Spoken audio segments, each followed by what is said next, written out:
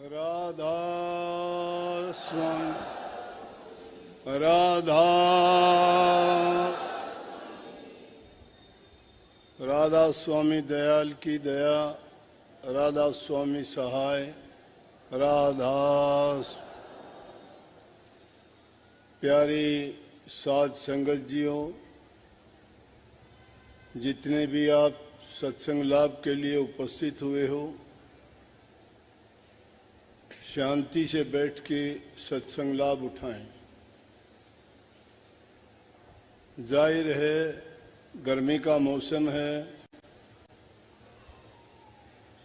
लेकिन कोई अच्छी चीज प्राप्त करने के लिए थोड़ा कष्ट तो उठाना ही पड़ता है।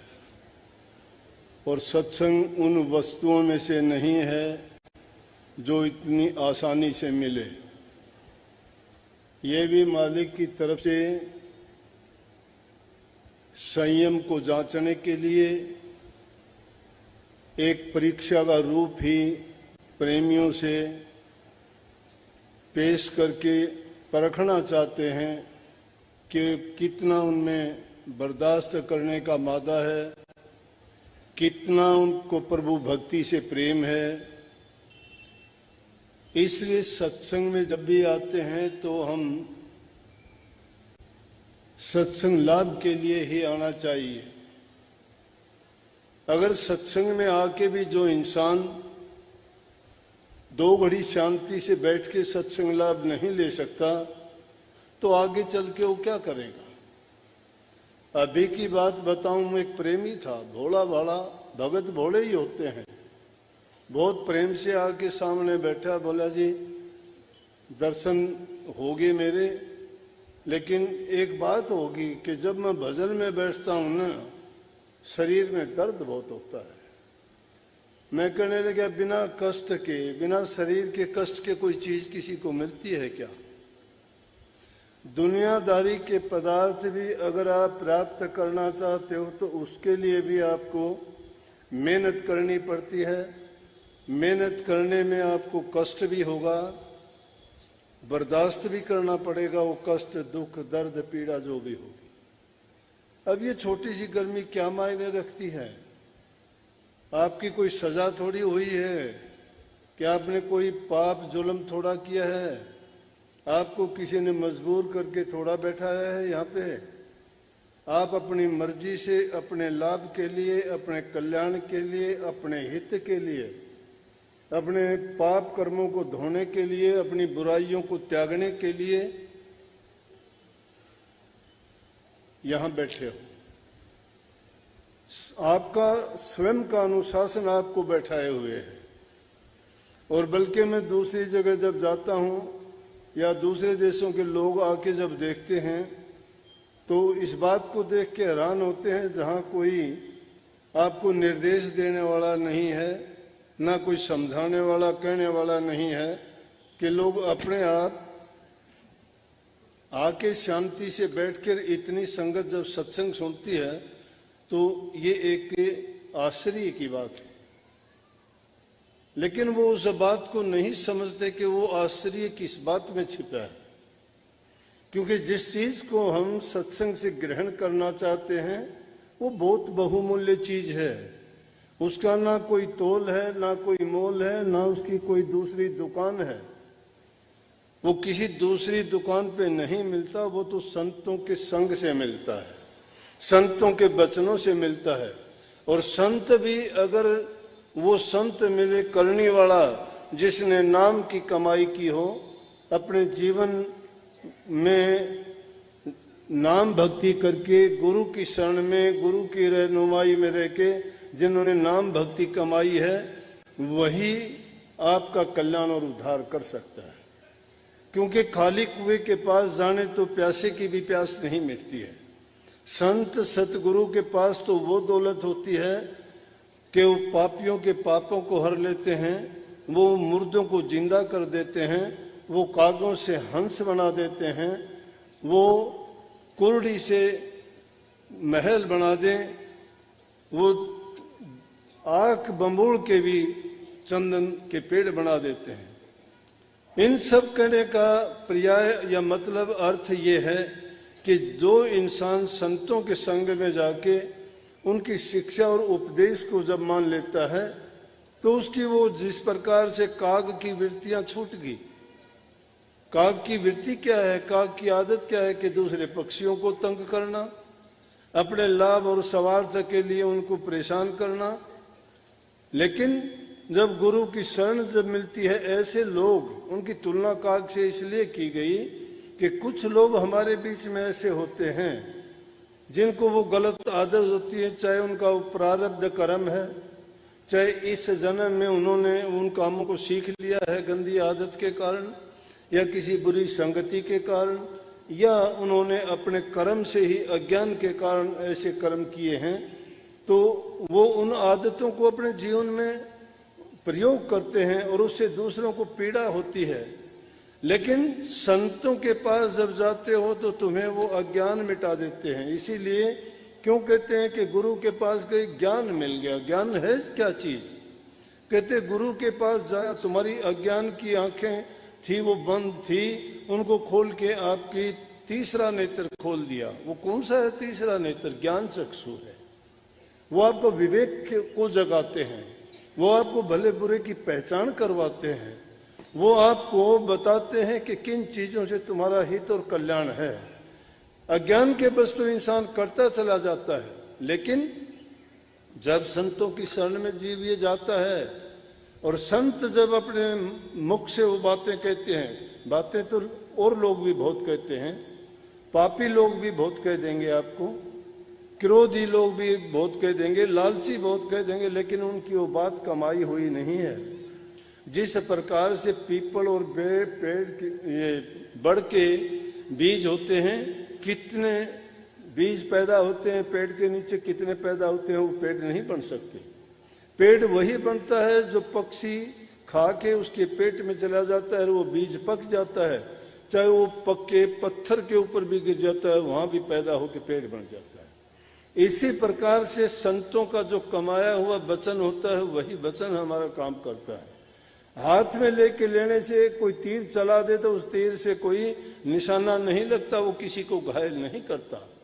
लेकिन सतगुरु का वचन जो होता है वो सेल के समान होता है, क्योंकि सतगुरु ने नाम की कमाई की है और वो उनको कमाया हुआ नाम जो है जब वो हमारे हृदय पे लगता है तो हम जाग जाते हैं, भटके हुए हैं, रास्ते पे आ जाते हैं, हमारे भूल और भ्रम मिट जाते हैं। लेकिन एक इंसान जो जानबूझ के अपने पैर में कुल्हाड़ी मारता है, उसका कौन उसको सुख दे देगा, कौन उसको बचा देगा?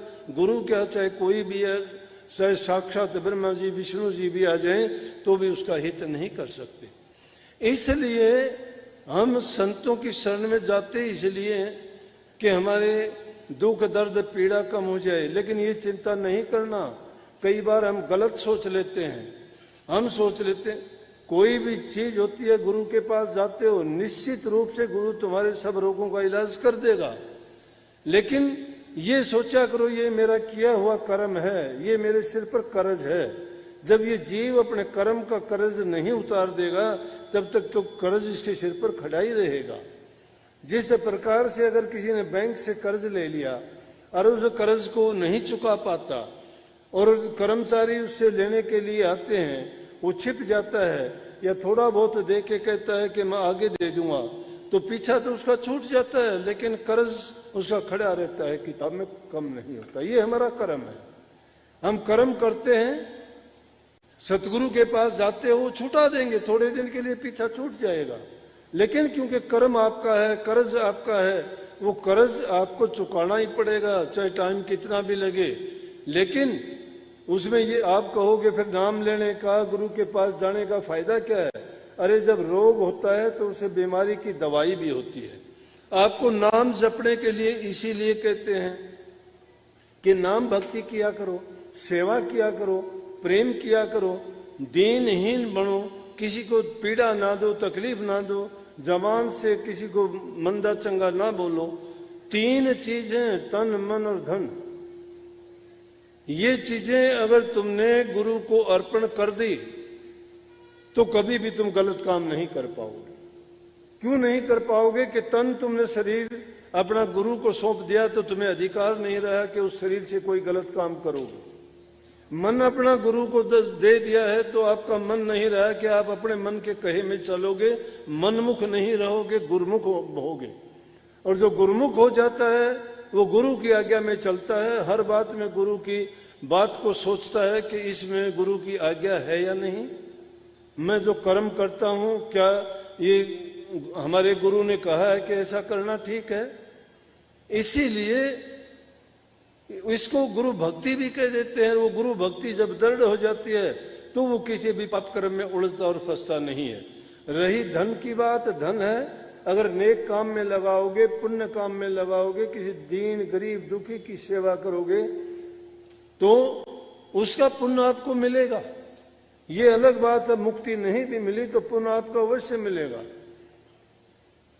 जैसे जिस शेड के नीचे बैठे हो, ये भी किसी धर्मात्मा आदमी ने जो हमारे बीच में बैठे हैं, इन्होंने बनवा के दी थी। इन्होंने कहा कि संगत इतनी आती है, मैंने देखा कि संगत को चाहिए, तो इतने लोगों की जब दुआ जाएगी वो किसको मिलेगी?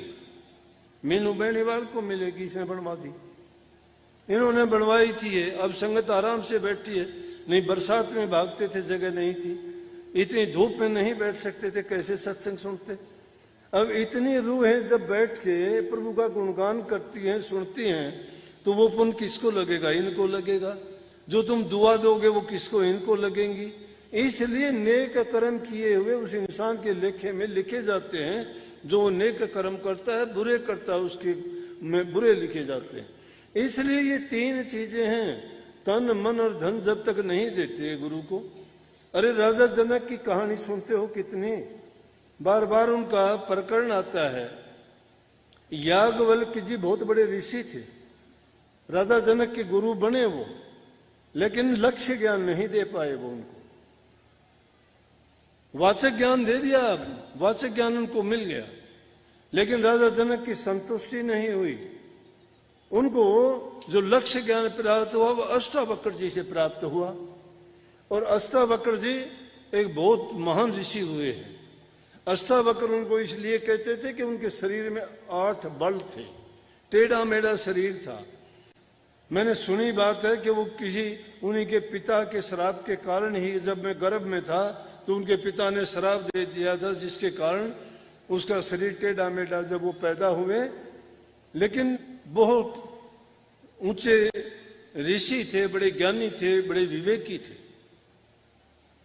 राजा जनक ने बड़े बड़े ज्ञानियों को, बड़े बड़े ऋषियों मुनियों को बुलाया और अपनी कोई बात थी जिसको जानने के लिए कोई कहने लगे कि मेरा भरम मिटा दे कोई थोड़ी देर में, और वो भी देर कितनी कि घोड़े की रकाब में पैर रखूं, इतनी देर में मुझे ज्ञान करा दे तो मैं उसको गुरु बना लूंगा।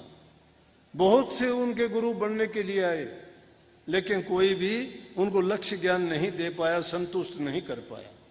आखिर में अष्टावक्र जी के पिताजी भी गए, तो जो लोग उनके गए उनको वापस नहीं जाने दिया, वहीं रख लिया कि उनको बाहर नहीं जाने दूंगा जब तक ये काम नहीं हो जाता। तो कहते हैं अष्टावक्र जी बच्चों में खेल रहे थे, खेलते खेलते और बच्चों ने मजाक कर दिया कि अगर तू ऐसा ही है तो तेरा बाप तो जेल में पड़े है, राजा जनक की में। अष्टावक्र जी की माँ ने उसको बताया नहीं था, वो कहती थी कि ना तेरे पिताजी कहीं बाहर गए हैं। और वो कहते हैं मामा के घर रहते थे, उनके मामा भी बहुत बड़े ऋषि थे। तो उनके मामा ने जब नाना से उन्होंने पूछा कि मेरे पिताजी कहाँ हैं, वो झूठ नहीं बोल पाए, उन्होंने बता दी जो बात थी। कहने लगे राजा जनक के दरबार में है वो। राजा जनक का कोई सवाल था, उसका जवाब देने गए थे, लेकिन नहीं उनका जवाब दे पाए तो उनको वहीं रख लिया। जाने के बाद में अपनी माँ से कहने लगे कि आपने मुझे नहीं बताया, मैं अपने पिताजी को लेके आऊंगा। बोली बेटा कहाँ जाएगा, वहां तो बड़े बड़े ज्ञानी, बड़े बड़े विवेकी, बड़े बड़े ऋषि महात्मा बहुत गए, लेकिन कोई भी उनकी उस समस्या का हल नहीं कर पाया। आप ना जाओ, अगर तुम भी चला गया तो मेरा कौन सहारा है। बोला कि चिंता करने की जरूरत ही नहीं है। तो कहते सभा लगी हुई थी, राजा जनक बैठे हुए थे, और जब उस अष्ट मोड़ों वाले शरीर को लेके झूलता हुआ इधर उधर डग्गे मग्गे खाता हुआ जब प्रवेश करने लगा तो द्वारपाल बोला कहाँ जाएगा? बोला क्यों? अंदर जाऊंगा। बोला कि अंदर जाने का हुक्म नहीं है, यहाँ जो है बड़े बड़े ज्ञानी और वो जाते हैं। बोला मैं तुझे ज्ञानी नहीं लगता, मैं भी ऋषि हूँ, मैं राजा जनक के सवालों का जवाब देने जा रहा हूँ। उसको जाने दिया। जब शोर शराबा सुना तो हुक्म हो गया जाने दे भाई। जब राजा जनक के सामने गया तो जैसे संगत बैठी हुई है उसको देख के अष्टावक्र जी को और सब लोग हंसने लगे। जब हंसने लगे और सीधे जाते ही कहने लगे राजा जनक ये चरमकारों की सभा किस लिए बुला रखी है? राजा जनक बड़े हैरान हुए। चरमकार? वो भी बड़े बड़े पंडित थे, ज्ञानी थे, ऋषि महात्मा, सब नाराज हो गया। आग बबूला एकदम, हमें चरमकार कैसे कह दिया? चरमकार होता है चमड़े का काम करने वाला। बोला और कौन है ये? इनको ज्ञान की समझ नहीं है, ज्ञान की परख नहीं है, ये तो चमड़े की परख करते हैं, मेरे शरीर को देख के हंसते हैं। राजा जनक ने जब ये बात सुनी तो वो हैरान हो गए कि हाँ कुछ ना कुछ इसमें मादा है, ये तेरी समस्या का हल करेगा। कहने लगा मुझे इतनी देर में ज्ञान करा सकते हो? बोले हाँ करा सकता हूँ, लेकिन ऐसे नहीं, पहले मुझे गुरु बनाओ। बोला कि हाँ आपको मैंने गुरु मान लिया। बोले जब गुरु मान लिया तो तीनों चीज मुझे देनी पड़ेंगी आपको, दक्षिणा में तन मन और धन। बोला कि दे दी मैंने। बोला तो आजा गद्दी से नीचे और वहां खड़ा हो जा जूतियों में, जहाँ जूते निकले हुए। अब राजा सिंहासन पर बैठने वाला, लेकिन राजा जनक भी तो विवेकी था, ज्ञानी था।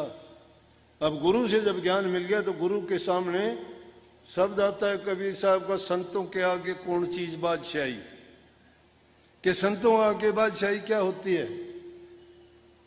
कोई बादशाही नहीं। संतों के आगे तो जो दीनहीन गरीब बन के जाता है वो मालो माल हो जाता है, वो सब कुछ लेके जाता है। जो संतों के पास अकड़ के जाता है वो खाली आता है, उसको कुछ मिलता नहीं है। वह अहंकार का काम नहीं है। दीनता से जो जाएगा, झोली फैलाएगा, वो झोली भर के आएगा, कभी उसको खाली नहीं आने देते। राजा जनक विवेकी थे, वहां से उठे और जूतों में जाके खड़े हो गए। कहने लगे, थोड़ी देर के बाद में राजा जनक ने सोचा क्या हुआ, कैसे क्या ज्ञान कराएगा। कहने लगे राजा जनक मन किसका है? बोले कि आपका। मेरे मन से गलत क्यों सोचता है? ये है शिष्य का। शिष्य जब अपना मन गुरु को दे देता और मन से तुम सोचते क्या क्या हो? कहते हो शरीर गुरु को दे दिया, शरीर से करते क्या क्या हो? धन तुम गुरु तुम्हारे धन का भूखा नहीं है, क्या करेगा गुरु तुम्हारे धन का? धन चीज क्या है? नाम रूपी धन जिसके पास है, जो कभी खत्म नहीं होता है, उसको इसे दुनियादारी की रेत मिट्टी है, इसकी कोई जरूरत नहीं है। ये दुनिया के काम आता है, दुनियादारी में इसका महत्व है। इसको माया का एक अंग मान लिया गया है, दुनियादारी के काम चलते हैं। लेकिन जिन्होंने त्याग ही कर दिया है सब चीज का, उसके लिए ये माया भी पीछे भागती फिरती है। इसलिए हमें तन जब गुरु को सौंप दिया, मन गुरु को सौंप दिया, धन गुरु को सौंप दिया, तब गुरु की आज्ञा में चल के हर काम को पूछना चाहिए कि मैं जो काम करता हूं ये अच्छा है कि भला है कि नहीं, करना चाहिए या नहीं करना चाहिए। राजा जनक ने बस वो पैर दूसरा रखे ही नहीं, वहीं समाधि हो गई। बोले कि राजा जनक जैसे नींद खुल गई, बोले जी। बोला कि तेरा धन भी तेरा है, मन भी तेरा है और ये राजपाट भी तेरा है, लेकिन आज के बाद में मेरा समझ के करना। इनसे कोई ऐसा कर्म ना करना कि तू किसी अभिमान में आके कोई ऐसा काम करे। ये है। इसी प्रकार से कि शिष्य भी अपने मन को, अपने मन की भावनाओं को, अपने करने वाले कर्मों को गुरु की आज्ञा में ये सोचे, उस कसौटी पर देखे कि गुरु जो कहता है उसके अनुसार मैं काम करता हूं या नहीं करता। जब ये बात जग जाएगी तुम्हें कि हाँ इसमें गुरु की मौज है, रजा है, कहने को हम तो बात सीख जाते हैं कि मौज गुरु की, खोटा कर्म करके भी कहते कि गुरु की दया थी ये। अरे गुरु की दया खोटा कर्म करने की थी क्या? बोला मौज थी, ये मौज किस चीज की? मौत थी तुम्हारी। मौज थोड़ी होती है, मौत है तुम्हारी। गलत काम जानबूझ के करते हो। झगड़े होते हैं, गुरु चले जाते हैं गद्दियों के लिए, गद्दी के लिए। राजगद्दी है ये। करनी करते तो गद्दी की जरूरत ही नहीं थी, गद्दी कहीं भी बैठ के बना लोगे। करनी करो ना। गोलियां चलती हैं, किस लिए चलती हैं? लालच है। अरे भक्ति करनी अपने घर में बैठ के कर लो, लेकिन भक्ति तो करना नहीं चाहते ना। इसको भी राजगद्दी मानते हैं कि गद्दी पर बैठ गया। किसकी गद्दी पर बैठ गया? गद्दी किस चीज की है? गद्दी तो राजा महाराजाओं की होती है। बंदूकों के पैरे लग गए, उनको बचाओ। परमात्मा की भक्ति करते हैं, डरते दुनियादारों के लोगों से हैं कि मुझे मारना दें। क्यों मार देंगे भाई? तेरा कसूर क्या है? और तू ही कसूर करता है तो शिष्यों को क्या सिखाएगा? कसूर से तो बचाते हैं, कसूर खोटा कर्म ही तो होता है। अरे बचो इन खोटे कर्म करने से, नेक काम किया करो, भले काम किया करो, अच्छा करने की आदत डालो। मन, वचन और कर्म से जो इंसान पवित्र हो जाता है, यही भक्ति है।